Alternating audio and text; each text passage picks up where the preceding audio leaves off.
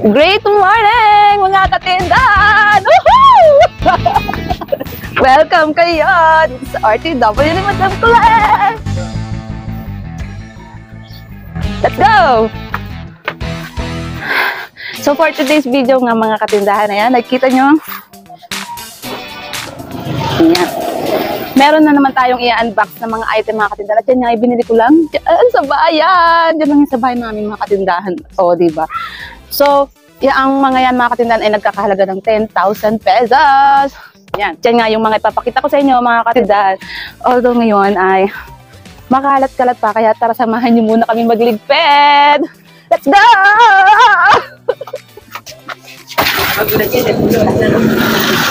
Huli ka. How much? 160 rom neck.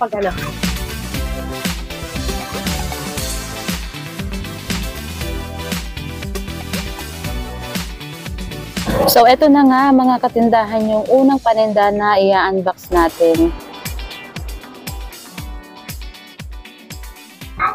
So, eto na nga mga katindahan yung unang laman ng ating box, which is mga garland ito, mga katindahan na yan. So, kaya naman ito marami mga katindahan kasi nga ito yung gagawin kong pang Christmas tree. O, diba? Ang isa niyan mga katindahan ay 22 pesos. Yan, sana nga hindi ito magkulang dun sa ating gagawin na Christmas tree, diba?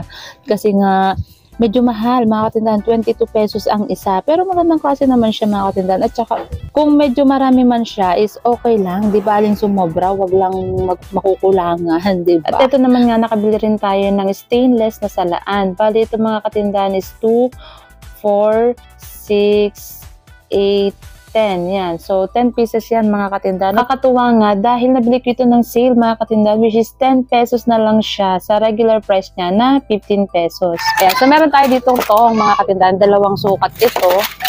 At ito nga mas maliit is 19 pesos ang isa. Anong mas malaki is 22 pesos ang isa. Yan. So, 3 pesos lang naman yung diferensya nila. O, diba?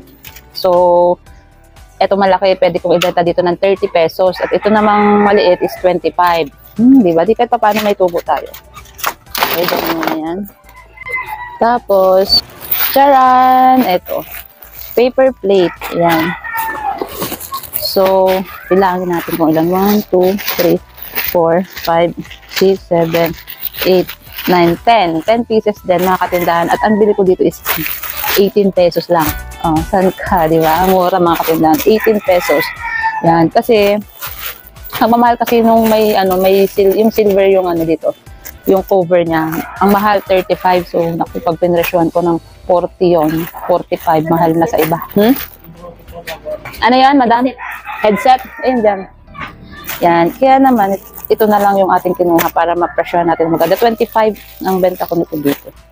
Pili ka lang dyan, Madam Ritzian. So next mga katindahan ay meron tayo ditong mga anong tawag dito? Sandok or pang sandok. So, dalawang size din itong aking binili. Sa department store ko lang ito binili mga katindahan. Ayan. Kaya naman, dyan sa inyong mga lugar. Isang size lang pala to. Dyan sa inyong mga lugar, maghanap din kayo ng mga department store na mababa. Alam mo yung win-win ang price. So, ito is 22. So, ito mga katindahan ay 22 pesos ang puhunan nito. Kumbaga yung bili ko dito. So, pwede ko itong ibenta ng 30 pesos. Diba? Di may 8 ako. Diba? Tutubo yung pera ko ng 8 pesos. Next mga katindahan, gunting. Ayan. 4 na gunting mga katindahan. So, 50 pesos ang bili ko dito. Naubusan kasi ako ng malaki. So, diba? Benta ko to dito ng 60 pesos. Kasi naubusan ako nito eh. Ayan.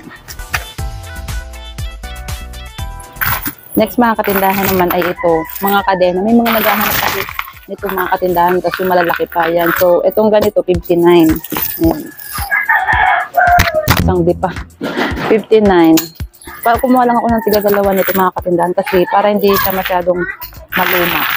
Medyo, hindi naman ganun karami naghahanap ng ganito, pero may naghahanap talaga. Diba? Yan, may naghahanap talaga. Kaya dapat as much as possible, meron tayo. Kaya nga, mga katindahan, kumuha lang ako kahit tigagalawa para may bumili man ng isa, may matitira pang isa. So, pagka ganun, ililista ko na siya ulit sa aking mga out of stock. Kumbaga, yun na yung kailangan makabili na ulit. Ganun. Mga katindahan ito. Tingnan ninyo, baliktaran. So nakakatuwa kasi ito is naka-sale ng buy one take one. Ano to natin na pang paint ng brush? Yan, 22 pesos. Ayan, so pumili ako ng 4 lang kasi masyadong marami yung laman. Tapos may ibebenta ko kasi ito dito ng per piraso. Pwede kong ibenta ng 5 piso kasi ang isa nito. Ayan, ang laman nito is 12 piraso times 5 pesos ang isa, edi 60 pesos. Buy one take one nga siya. Ayan, diba? Di 120. Ang punan natin is 22 pesos lang kasi nga buy one take one siya. Diba? Di may 100 tayo. Minsan pa mga estudyante kapag kailangan ng pang paint brush is sunod-sunod dyan maghahanap. Kaya dapat i-stock tayo dyan sa ating mga tindahan. Tapos ito, isa pa to. Naka-sale din. Naka-sale din ng buy one take one. Ayan, mas malaki naman ito. 15 pesos. Buy one take one na siya. Tapos ang laman, 2, 4, 6. Ayan, 6 ang laman sa isang balot. Ayan. So, pwede rin ito. So, pwede ko rin itong ibenta dito ng 5 pesos ang isa.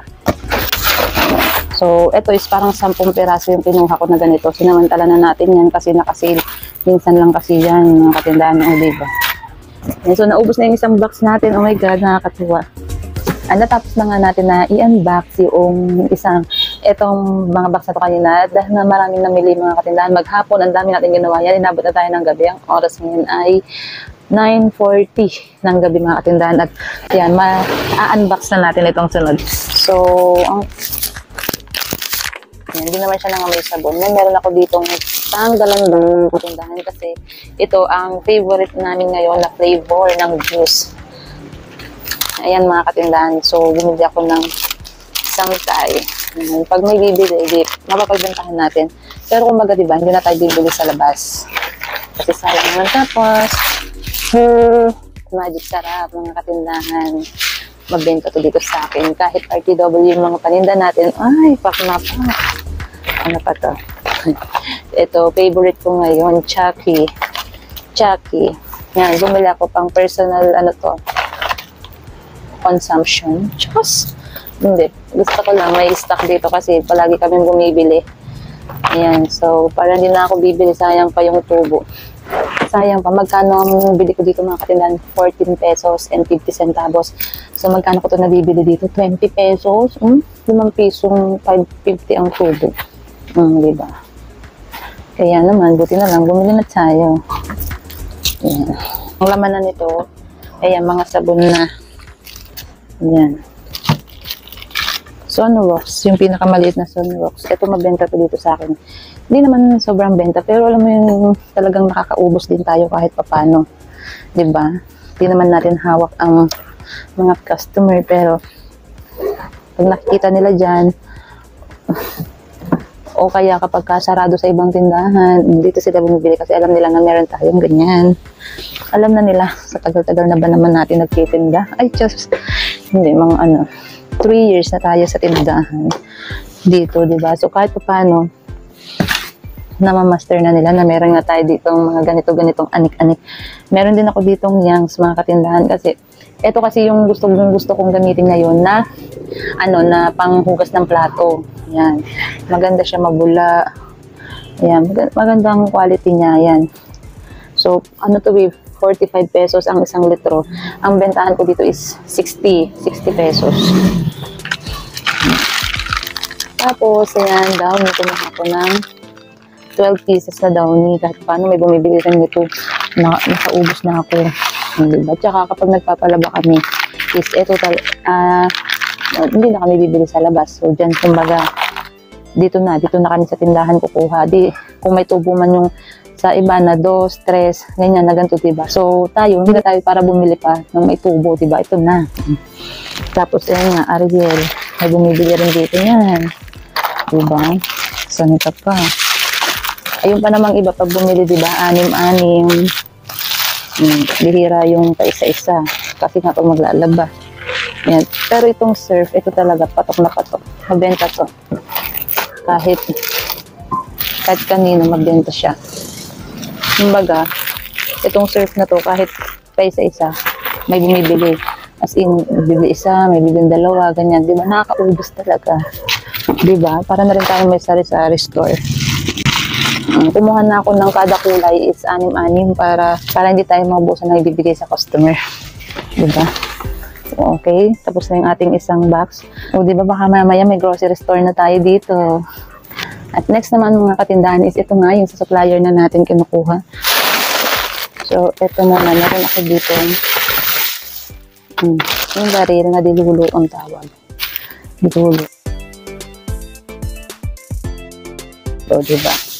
May pangbenta tayong dilulo. Next nga natin mga katindahan is itong mga chopping board. Ayan. So, kumuha ko nito ng 6 pieces mga katindahan. So, hinahanap ko yung isa kasi 5 pieces lang itong nakita ko dito sa box. Yan. So, yung pala, yung isa is nandun sa isang box. Kaya naman nag-voice over na lang tayo dito. So, meron tayo ditong hard copy.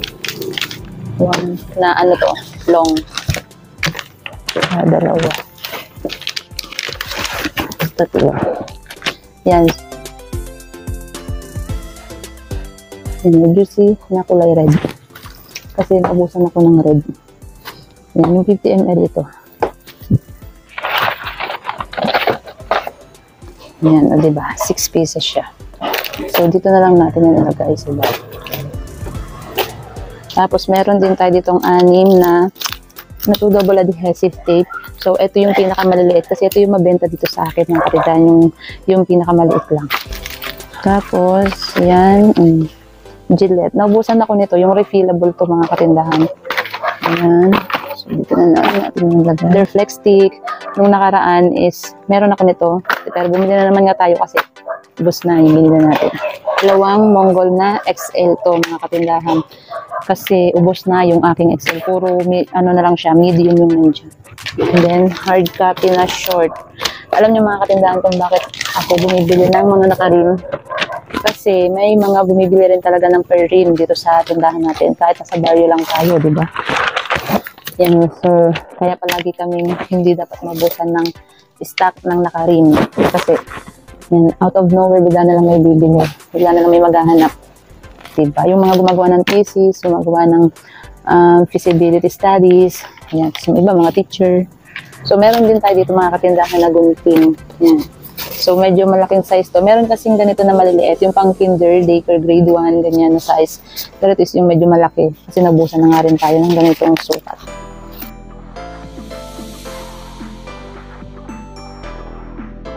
Yan. So, meron tayo itong isang rim na adventure na plastic envelope. Kasi nabusan na rin.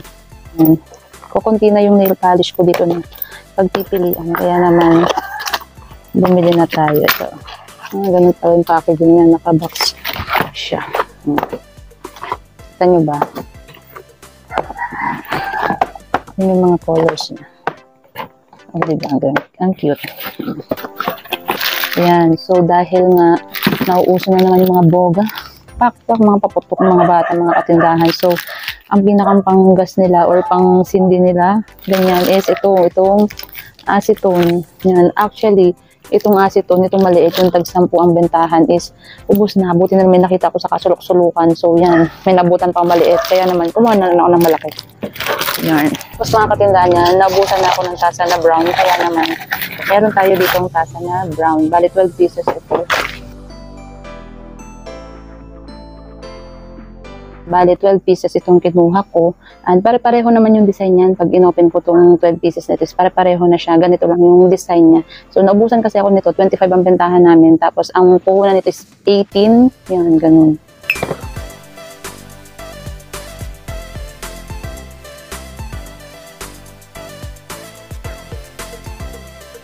Meron tayo dito microwavable na baonan. Ayan, so kumuha ko nito ng 6 na peraso. Yung 500 ml mga katindahan kasi naubusan ako. So, mas mabenta sa akin yung ganito, yung manipis lang kumpara dun sa mas malaki. Pero, may naghahanap din naman mga katindahan ng malalaki. As in. Kaya dapat meron talaga tayong available even nga sa gantong mga sizes, iba-ibang sizes. Kasi yung iba, ang kailangan nila, ganyan lang, manipis. Yung iba kailangan mataas. And last but not the least mga katindahan, ito, folder na long. So, kumuha na ako ng isang rim ng folder na long mga katindahan dahil maraming naghahanap ngayon dito sa ating tindahan ng folder na long. Bakit? Dahil gagawin nilang ng mga estudyante ng flashcard, yung mga multiplication table, ganyan.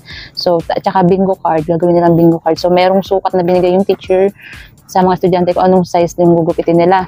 Bale, ang isang estudyante is nakakabili ng 1 hanggang 3 na folder. Ang dami niyang mga yan, mga katindahan, di ba? Kaya naman, fly agad ang madam ninyo dyan sa bayan para makabili ng long kasi nga naubusan tayo, puro short na lang. Pero ang kaganda naman mga tindahan, kahit short na lang yun nandyan is bumibili pa rin yung mga customer kasi no choice naman sila. Naisip ko nga pag minsan, wala na ba ibang tindahan, di ba? Kasi short na nga lang yung available dito sa amin. So parang ang nasa mindset nila is hindi ayaw na nilang pumunta sa iba. So kung ano na lang yung available dito sa amin tindahan is yun na lang yung binibili nila, which is di ba naka-overwhelm. Pero yun nga, hindi naman porket ganun na binibili nila is yung short, okay na lang kasi nga no-choice na sila is sasamantalahin naman natin yung ganun na convenience sa ating manininda. Hindi. Kaya yun, pin-priority ko talaga dahil dito, hindi pa ako pupunta ng bayan. Pero dahil nga, maraming nangangailangan nitong folder, kaya ayan, sinadyan natin ng bayan at gumastos na naman nga tayo ng nasa 10,000 na budget. Pero it's okay, kasi pag bumalik naman, pag nabenta naman yung lahat ng mga katindahan is may tubo na yung pera natin, mas malaki pa. Diba? Lagi ko siyang iniisip na kaysa naman ilagay mo siya sa bangko, diba? So, hindi naman tutubo. At least dito, kahit pa paano, yung 5 piso mong puhunan, nagagawa mong 6, 7, or 8, diba? May tubo kang piso, 2 or 3, diba? For example, ito, 45 ang puhunan. O pag may bumili ng at least isang tao, 45, 60 kung siya bibenta, may 15 na ako. Pag sa bangko ba, pagka nilagay ko yung pera ko sa bangko, sa loob ng isang buwan, kikita ba yung 45 pesos ko ng 15? Hindi. Diba? Yan naman, ba't ko pa sa bangko ilalagay kung pwede naman sa item na lang. Diba? May pangbenta pa tayo sa ating mga suki. So, ayan mga katindahan, at natapos na nga tayong mag-unbox itong ating mga napamili na paninda, at ang suma total nga ng lahat ng itong napamili natin mga katindahan is 9,417. O, ayan mga katindahan. Bali dun sa una natin na pinamilhan, which is yung sa Unitap, yung may garland, mga katindahan is, ang total ng napamili natin dun is 1,961. O, diba? Ito yun, yung mga kadena, itong mga kadena, paper plate, sandok, yan. So, diba, medyo mataas siya, pero konti ng item lang, pero umabot ng halos sa 2,000. Tapos, itong isa, umabot naman siya ng 1,310. O, diba? Tapos, ito na nga, yung ating supplier is 6,146. Kaya, i-compute nyo na lang. So, lahat-lahat ng yan is 9,417. Tapos, may binili pa ako doon sa isang tindahan. Nasa ano siya, nasa 800 pesos din yung binayaran ko. O, di talagang lagpas pala ng 10,000 kasi bumili ako ng 100 pieces, ng 96 pieces na stick glue. Yan, 3 pesos ang isa. Tapos, yung shuttlecock, 275. O, 275 yung ano niya, yung amount niya. O, magkano na yon. Tapos, bumili din ako nung cheese grater. Nakakita kasi ako doon sa kanila. So, ang kuha ko is 22 pesos. Ang retail nila is 25. So, 6 pieces yan. So, i-compute nyo na lang, no? So, ibig sabihin, umabot pala siya talaga, lumagpa siya ng 10,000. Kaya naman, mga katindahan, yan lang talaga yung gusto kong ma-share sa inyo na mas maganda talaga kung susubok tayo sa ibang bagay. Although, nandun na nga tayo na may tindahan tayo, may damitan, chanelasan, ganyan. Pero, diba, hindi naman nga kasi, ayan, yung palaging need ng ating mga customers. So, sa mga ganitong abubot, na mga barya-barya lang naman yung tubo, pero kahit paano is napakalaking tulong nito para sa pagpapaikot natin ng ating pera. So, yan lang muna mga katindahan yung gusto kong i-share sa inyo, yung pag-unbox nga nitong mga item dahil nabis ko mag-unbox. Hanggang dito na lang muna mga katindahan nitong ating video. Maraming salamat sa inyong palaging panonood and happy selling! I'll keep running until I discover it.